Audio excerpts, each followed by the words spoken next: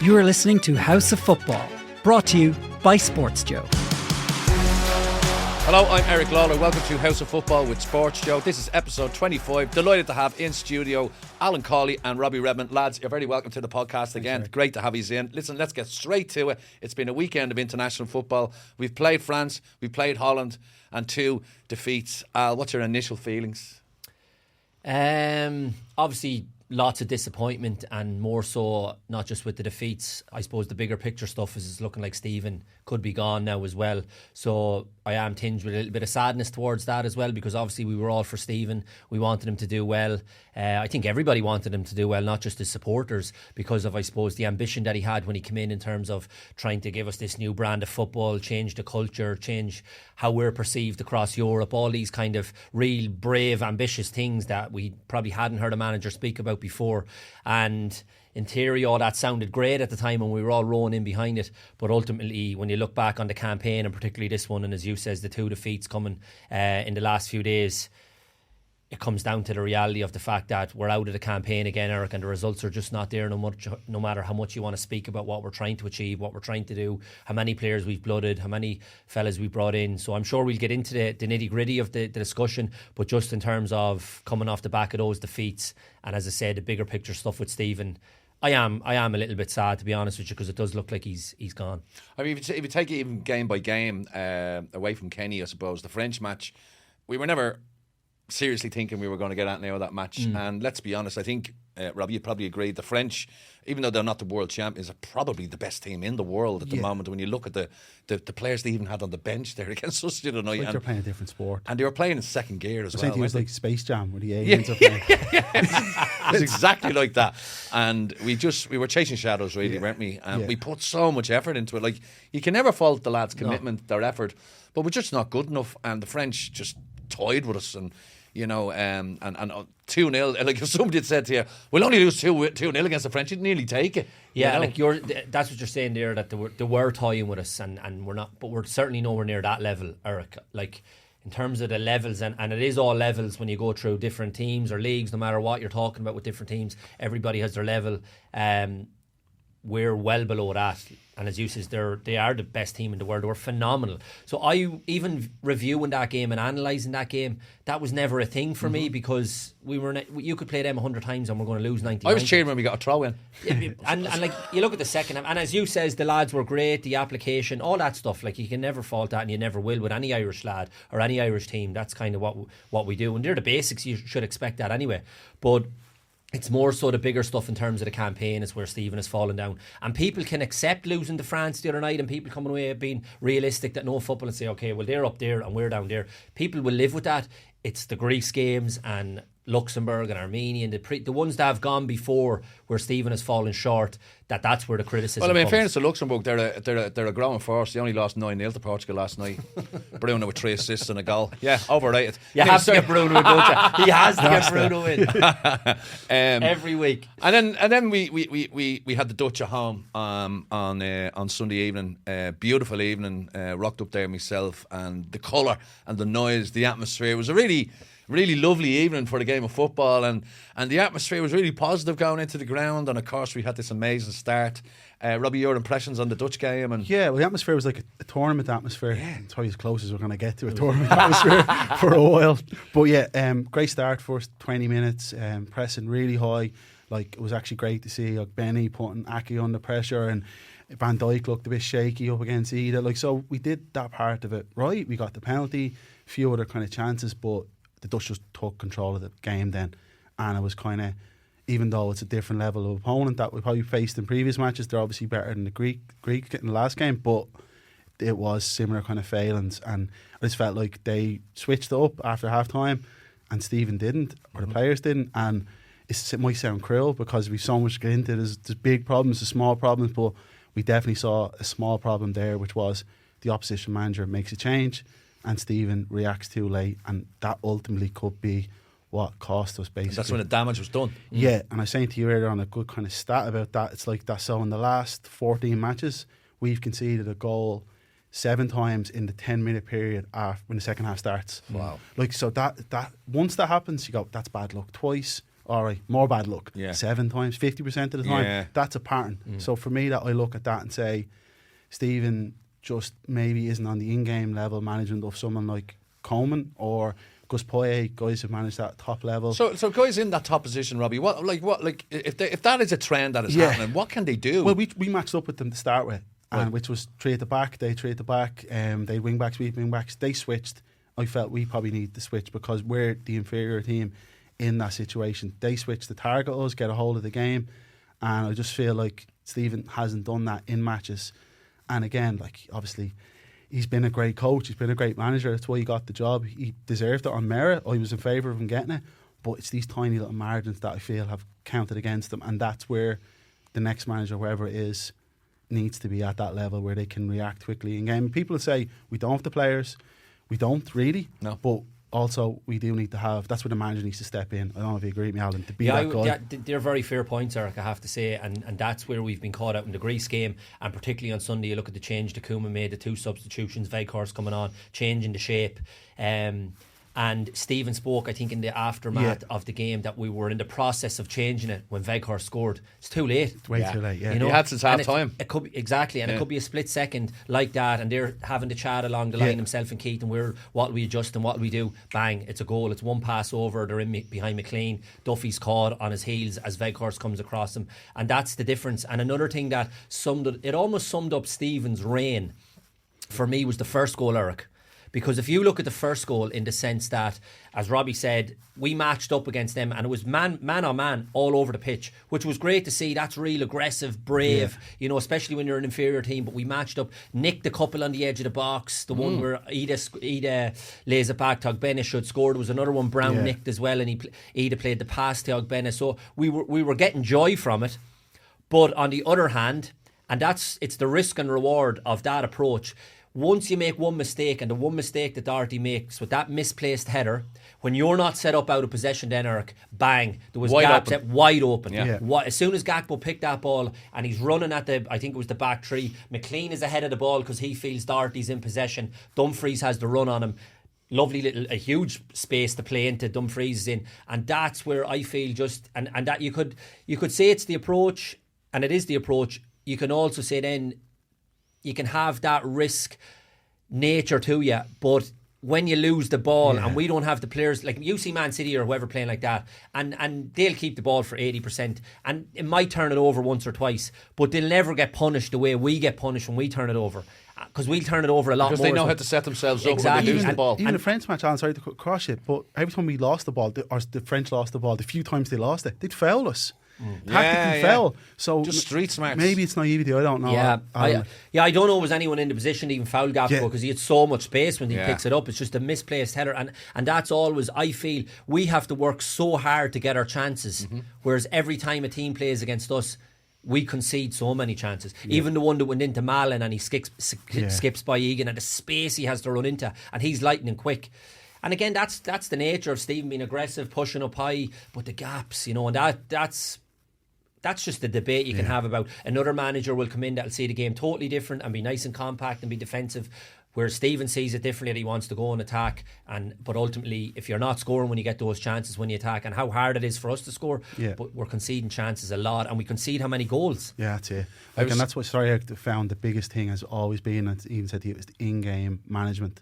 And a lot of the stuff we've been falling down, like that stat I mentioned to you about scoring after half time, the long range shots, like they seem they're a pattern now. They're not just a one-off. And every other manager who comes to play against Ireland mentions it.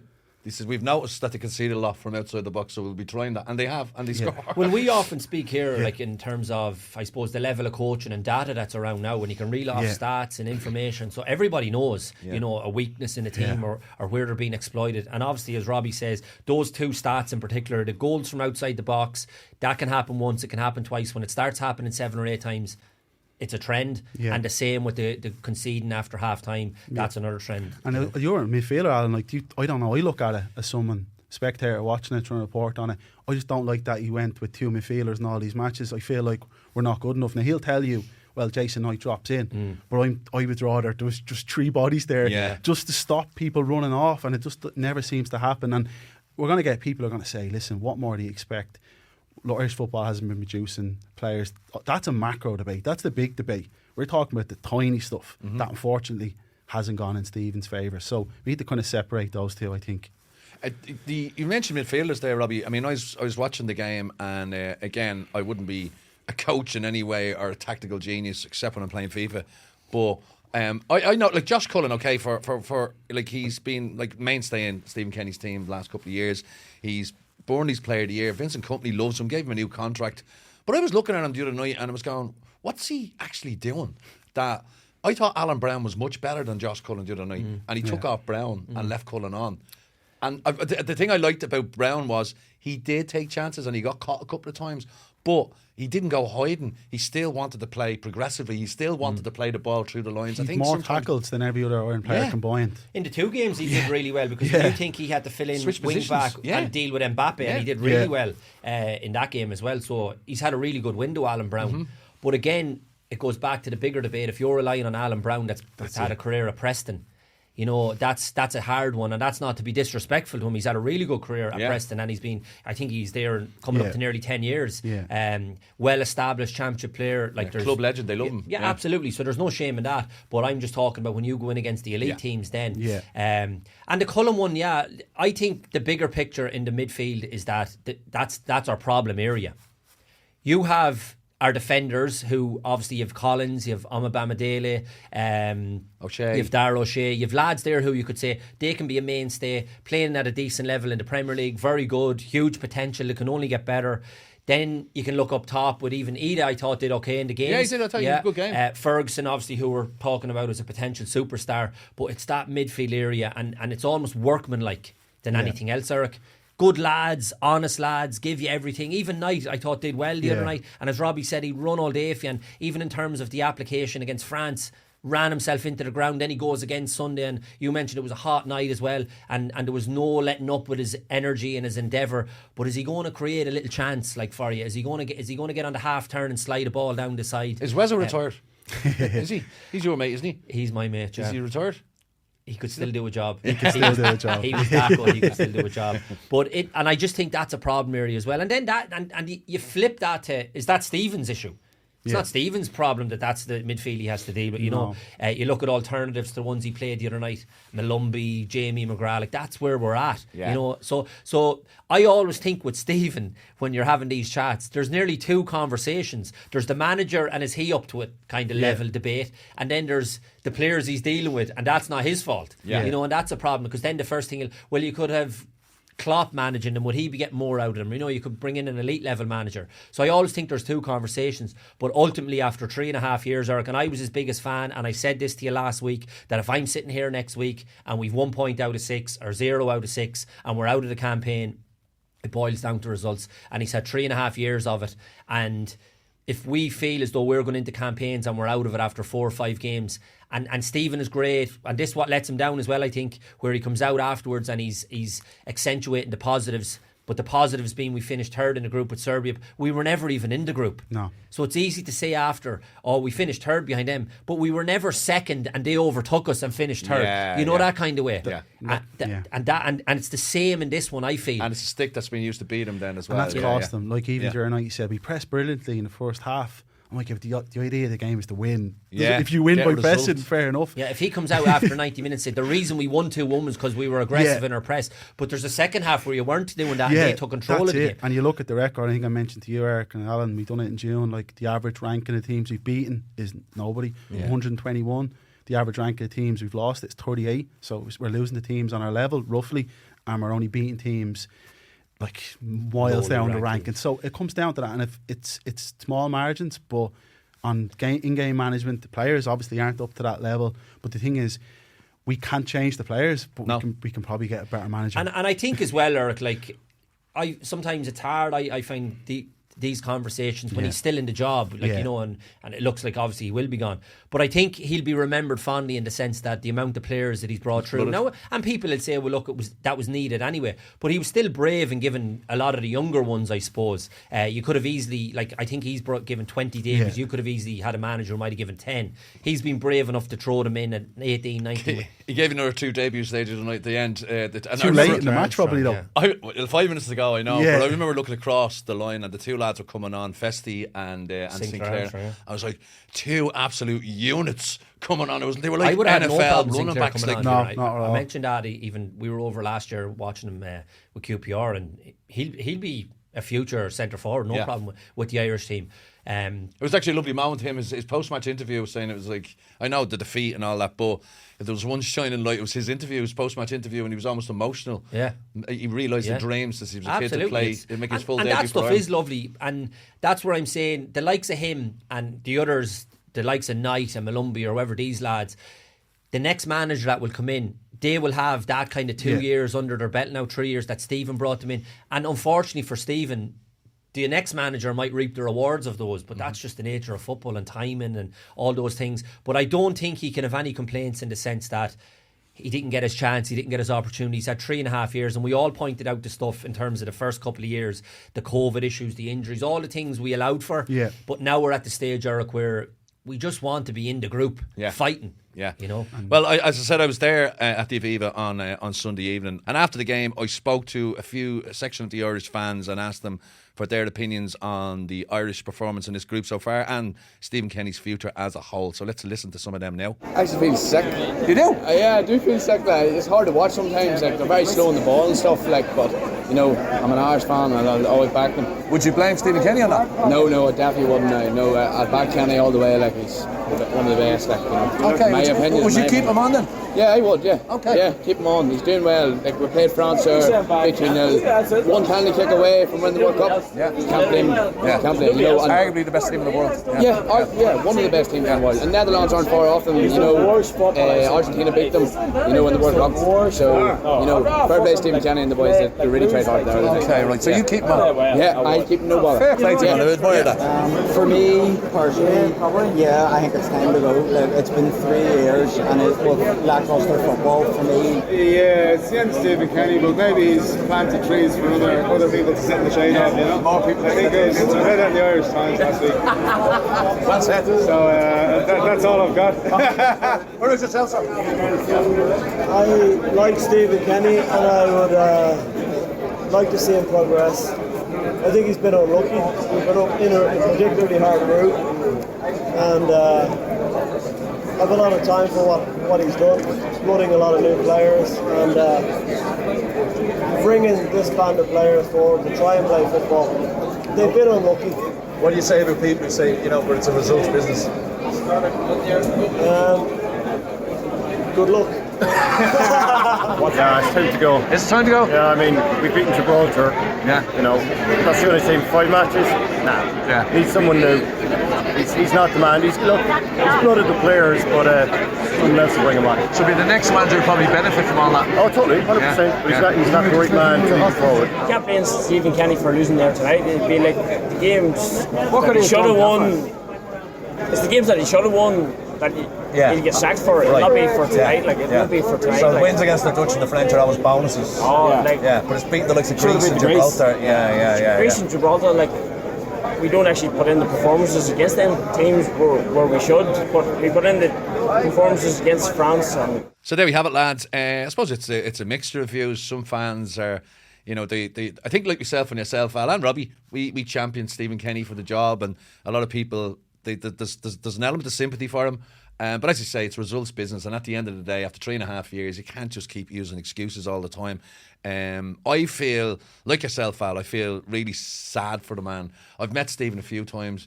He's a lovely gentleman. I think, you know, his on-screen persona, post-match interviews, his press conferences, he lacks something. He's quite a...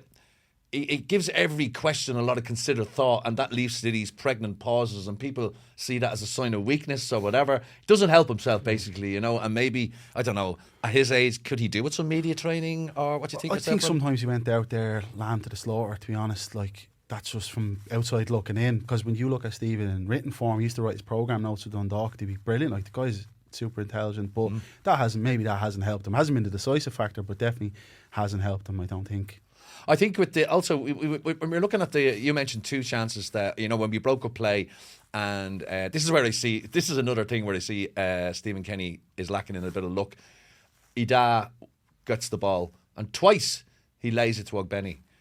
Evan Ferguson gets on that ball. He's not looking for Benny. He's having a strike. And you're going, if and only but. I know it's all if and buts, but I'm just thinking, if Evan Ferguson's playing down on Sunday night, he's getting at least a goal against the Dutch. Yeah, and again, that's been such an unfortunate tale of Stephen's kind of reign, is that the injured players and the best players, and this is the week where, look at the hype. We haven't seen hype around a kid in Irish football since Robbie Keane broke on the scene, I'm sure, 18, 19 years of age. This is a lad scoring a hat-trick in the Premier League, and we're coming into the double-header thinking, wow, this is going to be amazing, to see the excitement around this kid and what can he do, and can he salvage something for Stephen, and can he be our saviour, and all these kind of phrases you want to put on it. And then we find out on the Monday of the week he's injured and he's not playing. So again, I'm sure Stephen was saying, here we go again. But ultimately, Eric, as I say, when the dust settles and Stephen sits back, and I'm sure he will over time, and like all managers, they think, could I have done this, could I have done that, I could have been a bit supported there, I could, like, they'll have all these views like we all have when you look back and things. But I think if he's honest with himself and he'd say, look, I've had 3.5 years at it, you have to be realistic and honest as well. And that's what it boils down to. It's elite level sport, you know what I mean? You're managing the national team. He knew it was the biggest job in the world. And sometimes I think that's why as well people wanted him, because I don't think we've had a manager since probably Brian that cares so much about Irish football and wants to do so well. And as you said in the press conference, wears his heart on his sleeve, and you get that feeling like he's nearly trying too hard. If someone wanted, if we ever wanted anyone to achieve anything for the national team, bar Brian back in the day when we Brian managing, and I love Brian. Now it's Stephen, you want them to do so well. Brian doesn't love Stephen though, does he? But I think, to be fair, Brian spoke there over the weekend, and I think he was very honest and fair in his reflections as well. And he's kind of echoing what we're saying, that he's had his 3.5 years. Like, what more do you want, like, in terms of chances and support? And I always felt as well, even at the start when we used to speak about, I suppose, the yearly defeats or criticisms, that it was always going to take a long time to turn things around.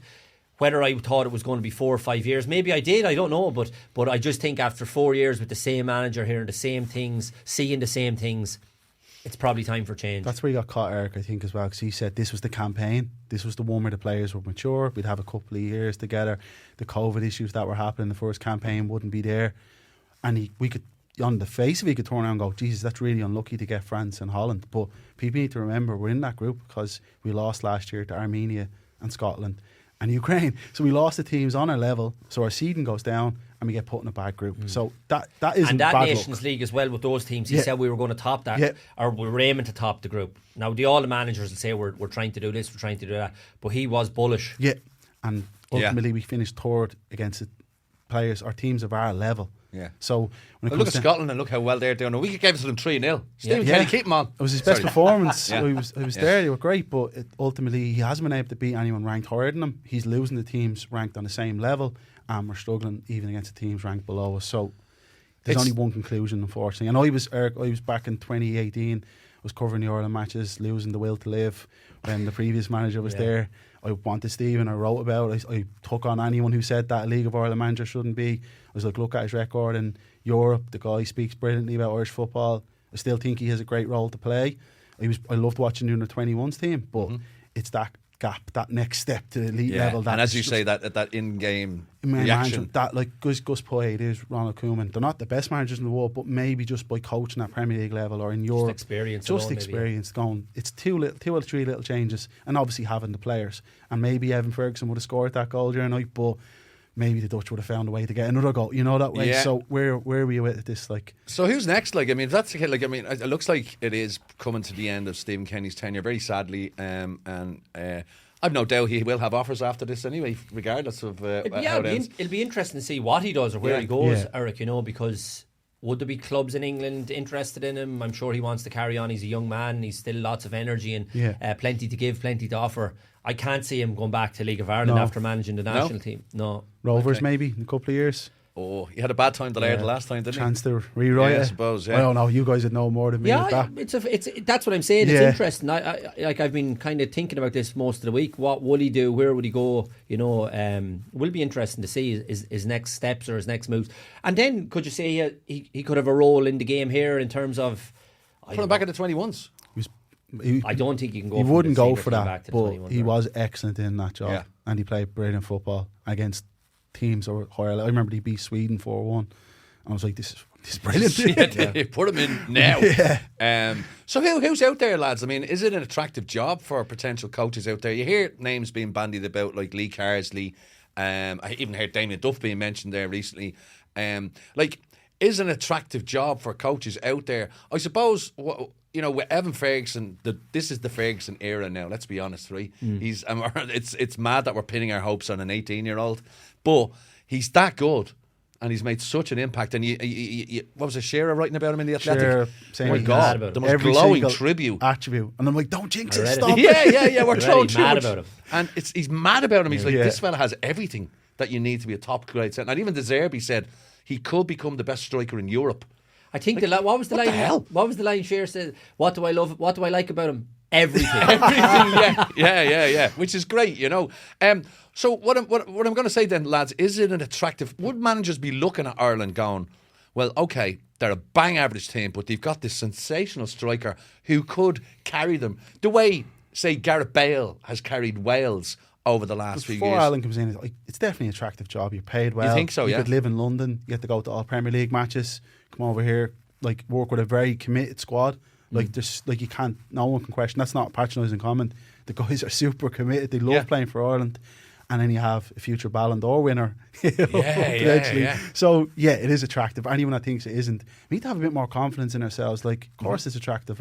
And a couple of good campaigns, we could be like Scotland, getting back to tournaments. So, we need to get out of that mindset. And also out of the mindset of there's no one else out there. Football is the most popular sport in the world. There is a coach out there. There's someone out there for everyone. There is a coach. There's managers everywhere, and they're desperate for jobs all over the place, Eric. So there's no problem filling the role. It's just, I suppose, you go from, as Rob said there, Dad, he was losing the will to live watching the likes of O'Neill or Trapattoni, and I was something similar. You don't want to go back to that kind of stuff, but you'd like to think we've moved it on a bit now where you would get a young, aspiring, progressive coach. And I think that's what you see out there now with a lot of the coaches. That's not being kind of disrespectful to maybe some senior or older men. I'm sure there's plenty that will offer plenty, but you do see a lot more of that now in the game. So I think it's an important appointment for the FEI to try and get right, as is all the appointments, no matter who you're kind of given a job to. I think it's important that you get the right man, but there is someone out there, and I think would you have any names off the top of your head? The front runner at the moment is Lee Carsley, but again, my argument to that is if you're managing the under 21s, doing a brilliant job after winning the Euros under 21, would you come over here? Now, I suppose the big draw for him is that he played here and played international football. I'm very proud. Over 40 caps. So I'm sure that's a massive draw for him to manage your national team. Yeah. I don't think it gets any bigger or better than that. So I'm sure he's sitting at home thinking, it's 50-50 what I do here. It's not like 90-10 or 70-30. I'm sure he's in a position where I have a big decision to make here, because by all accounts, he's the front runner and he's the main man that they want. Even you mentioned earlier, you go down the pecking order. I think Damien Duff is in the mix because of the career that he's had as a player, as stature, all that kind of stuff. Is it too early because he's only managed in the League of Ireland? That's what people will argue. But he was coaching at Celtic as well. So, and the Irish setup. But because of the career that he's had, and he's so driven in terms of what he wants to do as a manager, he is into 5 or 6. And then I suppose what you have to bring in realistic terms is the budget that we have to offer. So I don't think we're getting any elite names, but there is maybe a bracket there for the finances that we're paying that you would get someone. So who did I see on a list yesterday? And I took a second glance at it, because if you think of the job he did, I'm going to mention his name now, but if you think of the job he did at the club where he was real successful and did very well, it's something similar to the crop that we have. Chris Wilder at Sheffield United did a brilliant job in getting them promoted and obviously staying in the Premier League. You think of the overlap in centre halves and all that kind of aggressive stuff that he was doing when he came in.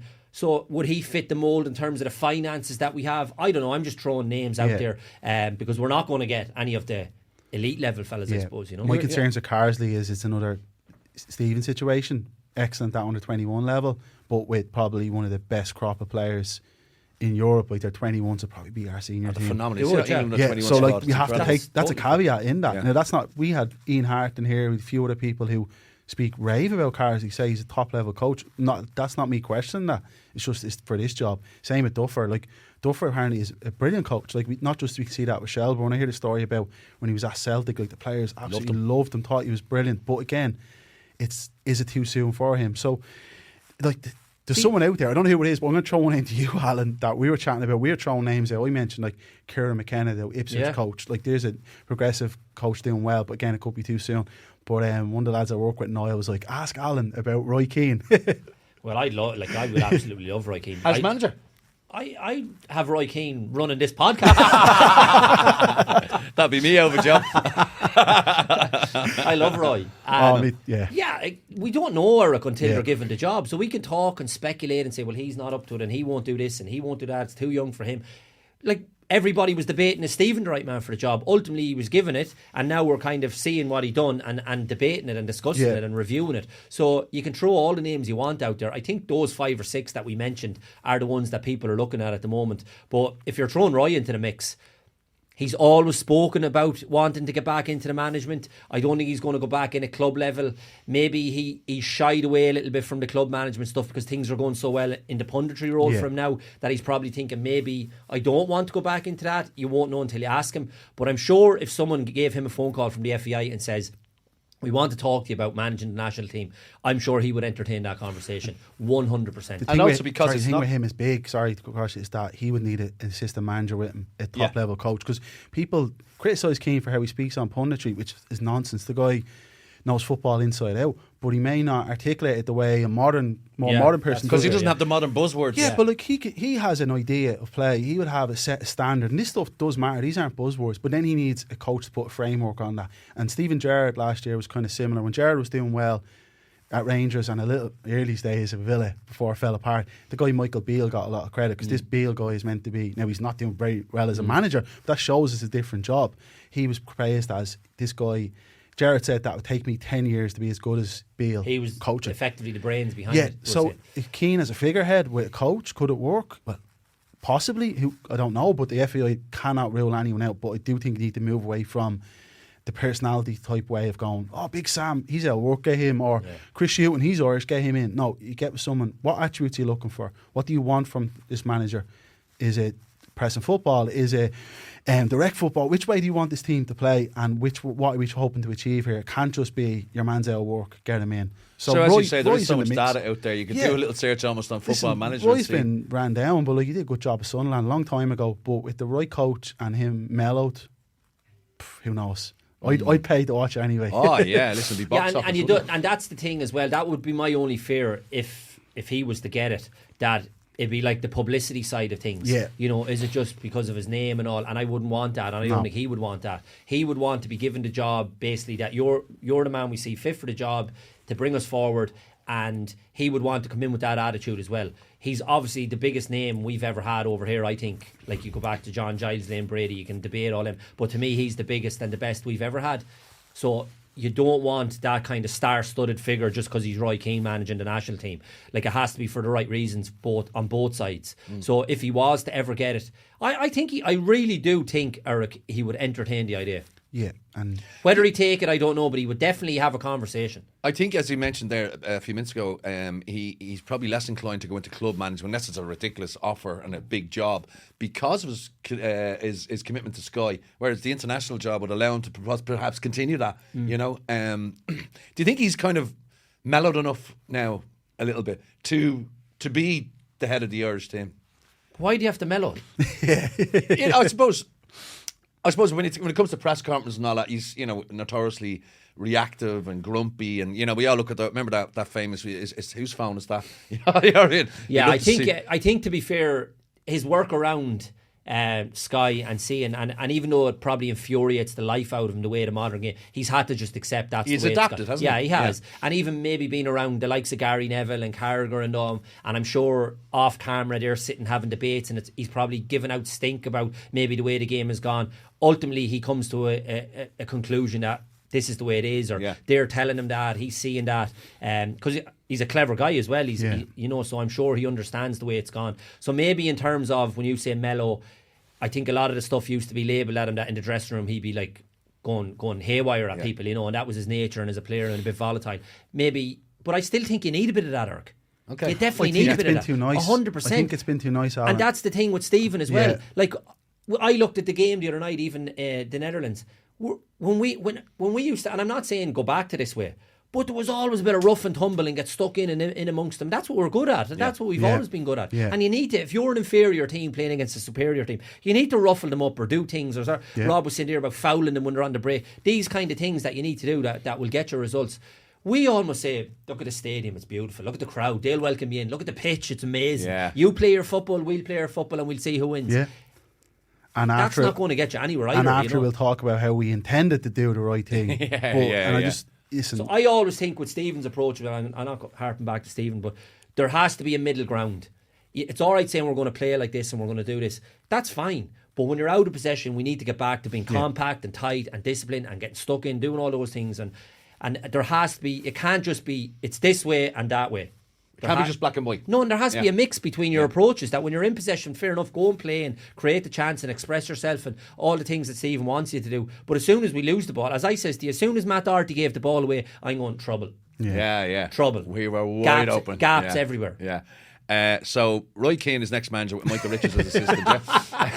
Imagine that'd be some ticket, wouldn't it? Micah just there to provide the laughs and the laughs. But come here, there's been a debate recently about Roy Keane himself as a footballer and how much he would be worth today in today's market. And some people were saying, at least 100 million, 150 million. And a lot of people, I would say, a lot of revisionists, people guilty of revisionism, were like, no way would he be worth that money. And I'm here to say, if he was in today's market, I'd be paying 200 million for Roy Keane. He was that good. Yes, as a Eric. midfielder. Yes, Eric. Now, I know I'm preaching to the converted here, but still, talk to me about Roy Keane in his pomp as a central midfield, captain of Manchester United, captain of the Republic of Ireland for most of the time, and the impact he had on the modern game. This irritates the life out of me, these debates and discussions. Not with you, Eric, I'll have them all day with you. I'm on about the stuff when you see them talking about the best 10 Premier League players and all this, and to have Gerrard ahead of him and Lampard and these fellas, whatever. Keane was the best, bar none, Eric. And when I was over there, even in England, you go back years ago, and I was a United fan, but I loved Roy Keane. But the bit that irritates me, people only see Keane as the tough tackling midfielder. He was one of the best passers of a ball that you'll ever see. And I'm not saying spraying balls 40, 50 yards. Scholes is the man for that. But if you look at penetrative passes between lines into forwards' feet, always looking forward, no one to touch him in that regard. And if you go back to a couple of debates that used to be great on Monday Night Football, they used to bring on ex-players, and a lot of the time there was 2 or 3 United players. Darren Fletcher came on one night, spoke so well about the game, absolutely brilliant. Asked about Roy Keane.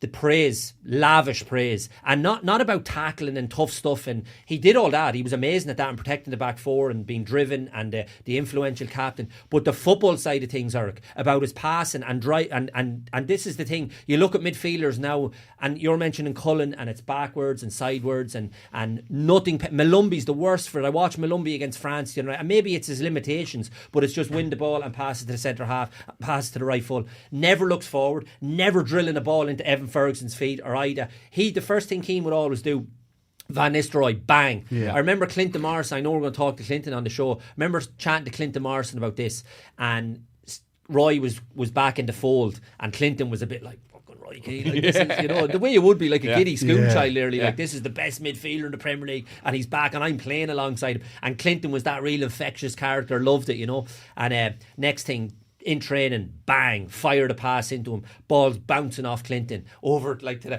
the centre half, and Roy just gave him the stare, as much say, if you can't control that ball, you're not getting the ball off me. Exactly. He'd be fired into Teddy Sheringham, Solskjaer, Van Nistelrooy, all the great players over the years, and that's what firing it in, Eric. It's not a little trickly pass, firing it in, because you're breaking lines, and that's what he was amazing at, and that's where I don't think he gets the respect he deserves, because people only talk about that he was tough and tackling and running around the pitch, getting stuck into people. Believe me, Andy Cole was another one that was on Monday Night Football. You speak to any players that played with him, unbelievable passer of the ball as well. I actually have a piece from 2018 on that exact thing, saying Roy Keane's like so underrated, his passing, loads of clips of his passing. I actually remember his sister retweeted it, and I was thinking, Jesus, because Keane doesn't get talked about. Roy Keane's sister? Yeah, retweeted, because it was around the time of the World Cup, and Keane was probably getting slated for what he's saying on punditry. But no one actually talks about how good of a footballer he was. Control games, Eric, dictate the pace of a game. Yeah. Playing in the best team. Like, you look at that team he played in. All the teams. But you look at Scholes, Beckham and Giggs and him. That's the best 4 that you're ever going to see in the midfield. And I see stuff like I was putting in that, like, you'd say he played 80 Champions League matches, was only a sub for 1. So all the rest of the lads are rotated. Roy was never rotated. You know the saddest thing for me about Roy Keane, and I tweeted this tonight because I watched the Ricky Hatton documentary, the fact that they've fallen out. Yeah, I want them to make up so much. Yeah, I know. Like, it almost seems wrong, and I know that they're so driven and demented in their approach, and they had the big fallout. And I saw Rio Ferdinand was talking about this yesterday about the time it happened and the fallout. But I'd love to just walk down to the coffee shop and see Alex and Roy sitting having give them a coffee. couple of million and put them on Sky. Yeah. It almost seems wrong. I think it has mellowed a little bit. I think Keane's, like, I think what I've noticed about Keane, and particularly his punditry over the last couple of years, is that he's warmed. He puts his flag with Manchester United now. He doesn't hide the fact that he wants Manchester United to do well, and that's why he's probably often the most critical of them, because he cares for them. And even now, when he talks about Ferguson, he calls him the manager. So when the manager said to me, he doesn't say it's a bit tongue in cheek. Yeah, is it a bit tongue in cheek? You reckon? So. Yeah. I don't know if it's. I don't know, Eric. It's still. They're just so unique in how, like, driven. I don't know. How stubborn, man. Yeah, they don't want to even give an inch. Yeah. And it's going to take... I always thought, like, say, he's very friendly with Gary Neville and Butt and those lads, obviously, and you see him at the Salford matches and all. I always thought at some point the likes of them would get them together. Like, you'd like to think Neville would organise a dinner, and there's Alex and there's Roy, and say, look, lads, will you wise up after all the stuff they've been through? Because as much as I rave about Roy Keane and how much I love him, it was the same for Ferguson. I was so mad about Ferguson and still am. Mm-hmm. And you look at his documentary, absolutely phenomenal, about him growing up and what he achieved and everything. Even at Aberdeen, what he achieved at Aberdeen, that doesn't get talked about. He should be remembered for that. Never mind the United stuff.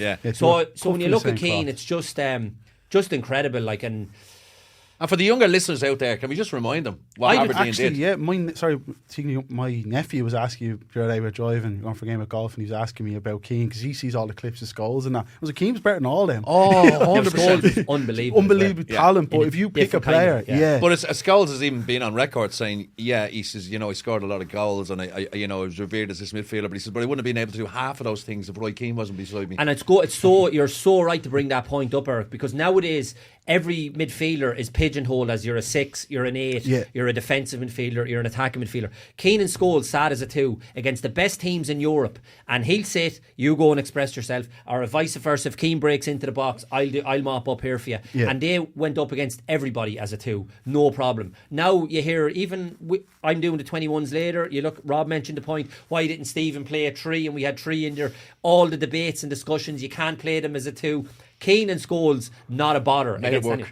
And that was the old way. Yeah. And you were on about there, I suppose, how this discussion started was people saying, would he be worth would you have him ahead of Casado or Enzo Fernandez? Well, look at this. Royce is 100%. Royce is 105 million. Would you have him ahead of him? He can't play the 4 passes Keane used to play. No. Like Wayne Rooney be like, he's the best passer I played. The ball that's every single Wayne Rooney said Roy Keane was the best passer he ever played with. Because he's passing the ball into his feet every time, which is what a striker wants. Like. But always looking forward, Eric. Always the weight of pass. Mm-hmm. That's something as well. You look at kids now and young fellas, and it's a little trickly ball. Every pass drilled in because you're trying to put it through 2 midfielders. Or if it's over this side, the right side midfielder, and the right side centre midfielder here, drilling it through, fellas. So it can't be a trickly one; it'll get cut out. And then for the great players that he was playing with, they didn't want the trickly ones. No, they want it drilled in. First touch would be good. Exactly, and you're in on goal. So that's why they like. And Rooney is probably one of the best I've ever seen live. Yeah. Rooney was absolutely. I didn't realise how good he was until I saw him live. I saw Rooney as a kid at 13 years of age. He could have been 12. We were in Leeds. And at the weekends, all the English lads or Scottish lads used to go home because it'd be only 2 or 3 hours up the road or whatever. But the Irish lads used to stay for weekends. And on Sunday mornings, there was the academy games. So we used to have to help out, either referee the under 11s or do the linesman for the under 13s, whatever the games were. And you'd be allocated a pitch. And that was fine. So I remember doing this game one day, minding my own business, doing the line, and there was the few parents along the side here beside me. So I got chatting to them, typical, and a few Scouse people, and so chatting away, how's things, how are you getting on, is your young lad playing, all the usual questions. So this fella, I'll never forget it, this fella says to me, he said, see that boy out there, number 9? And I was kind of like, yeah. He said, see him. He says, remember his name. And I says, well, what's his name? Wayne Rooney, right? He says, remember the name. What's that, his dad? And I always looked. Yeah. Well, I don't think it was his dad. Right, I always, from then on, and the young fella was just out of this world. Even at that age? Unbelievable. And then I went to watch United. It was United Villa a few years back, and I'd never seen him play live for United. And I remember coming in at half time, didn't even take to the end of the match. Come in at half time, my mate was with me, and I said, well, what about this Rooney fella? And you often hear the phrase in football, everybody, they couldn't get near him. You'd always hear that phrase, we couldn't get near him. And he kind of, I'm sure you could get near him, he's beside you. They literally, and this was Villa with Gareth Barry in midfield, really good players. They literally couldn't lay a glove on him, Eric. He was phenomenal. I have a nice little Wayne Rooney story as well, in that my young fella Alex, I brought him to his first Man United match, and obviously Wayne Rooney was the big star and he wanted to see Rooney, and they were playing Stoke at Old Trafford, got great seats, and Stoke went 1-0 up to a Wayne Rooney own goal. So I said, he gets better, Alex, watch this. And he went on and scored 2. I think United won 4-2 in the end, kind of thing. Like, but anyway, good? He was phenomenal, like best. Phenomenal, like it's just a beast around the pitch. But like, we're just tailing off on the Roy Keane debate. Robbie, yourself, would you put a price tag on Roy Keane today? Well, as I said, if Rice is going for 105 million, great player. I really like Rice, but Keane had that extra dimension of brilliant forward passer. Just absolutely amazing player. United wouldn't have won half of what they won without him, and it's almost his personality become so big that we just remember the tough tackles and the anecdotes. But as a footballer, just see, that's the thing as well. Sorry, Eric, the last word. That's the thing as well. It's the package of what he brings. So all the stuff on the pitch, and as Rob says, but it's what he's doing in the dressing room as the captain and the leader. And like Ferdinand mentioned something yesterday, even when he was doing the little snippet I saw about the incident. But he says this was our God. He says when things were going wrong, we used to go, Roy, what do we do? Yeah. And he only got this away. Is Rio Ferdinand saying this. Rio Ferdinand, one of the best centre halves to ever play in England, and he only gets away. With the stuff being aggressive like that because he's so good. Like Luke Chadwick wasn't going around slating people. Like Roy gets away with it because he's the best footballer there. Like so that's what it was, and he is underrated. And who knows, maybe I will argue till the cows come home there was no one to touch him, Eric. Nobody. And I'll debate all day long with them. See that Premier League, and I know they go on Henry, fair enough, an attacking player and scored all the great goals. Keane, there's no one to touch Keane. Yeah, I'd agree with you there, Al. From one Irish superstar to another Irish superstar, we had a chat with Clinton Morrison, who was speaking as one of the judges for Sky Bet's Real Football No. 1's campaign, looking for the heroes who aren't always on the pitch but are constantly making a difference to the beautiful game. Clinton, let's have you. I've got so much admiration and love for Roy Keane. I was kind of like the annoying little brother, to be fair, when I was in the Ireland squad, because I would always ask him questions because I like Roy. I thought Roy was a top player, and sometimes I probably asked too many questions and probably annoyed him, and he probably told me at the best of times. But he was a person who I looked up to. It was the first day I went to the squad and I saw him coming on the training pitch. I'm like, this guy is a legend at Man United. He's come with, his shorts are really high. He's got his socks up to his knees and he's got the Diodora boots. I was like, he's not going to be that good. And then the first pass and the first tackle, I thought, amazing play. I've always said it, and I say it to a lot of people. He's the one who said to me, train how you play. The players can't just turn it on like that in matches. You have to train how you play. And when we used to have 11v11s against the 21s, he used to be smashing people and led by example. But now I got on really well with Roy Keane. I've got so much admiration and love for Roy Keane. They shouldn't just remember him as a tough tackling. He had much more in his locker. He could play. He was one of the best I've seen ping a pass, like them daisy cutters are called, and he could score goals. He could do everything. He was the complete midfielder. I don't think he's underrated. I think people appreciate him how he is, and you have to appreciate him because he was the complete midfielder, and he was the captain of one of the best, if not, it was the best team at the world at that time. Man United were the best team, and he was the captain, the leader, and led by examples. And he told other big players in the team, if they weren't doing it, he told them. So for me, he'll go down as a Premier League great and one of the best midfielders to ever play in the Premier League without a shadow of doubt. For me, Roy Keane is box office. He's unbelievable, Roy Keane, and he just tells you how it is. He don't care what it is. He has fun with it. He can have a laugh and he can be serious.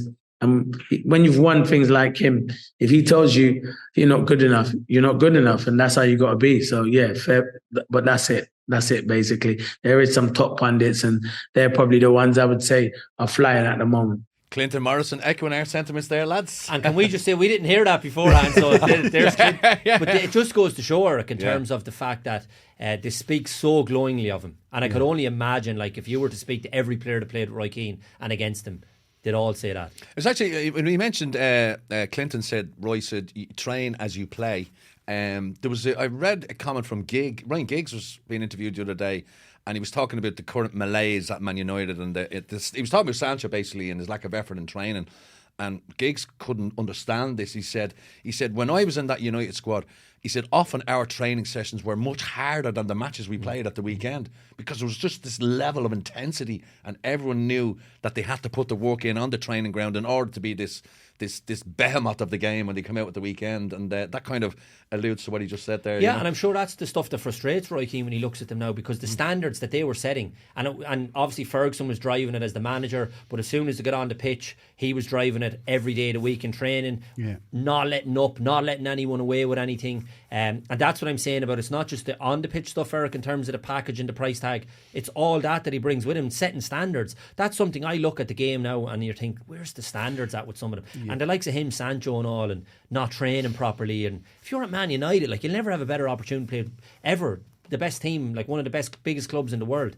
And if you're being let down by the fact that you're not training hard, fair enough, you're not getting picked by the manager and you're playing greater, and that's just the manager's decision. But if you're being left out of the team because you're not running round enough in training, the bare minimum, you know, and that goes back to Roy. We're talking about being a manager. It's that standards he set as a player, and those standards he set himself and others. I think that's where he maybe fell down as a manager, because it's hard. He was expecting that.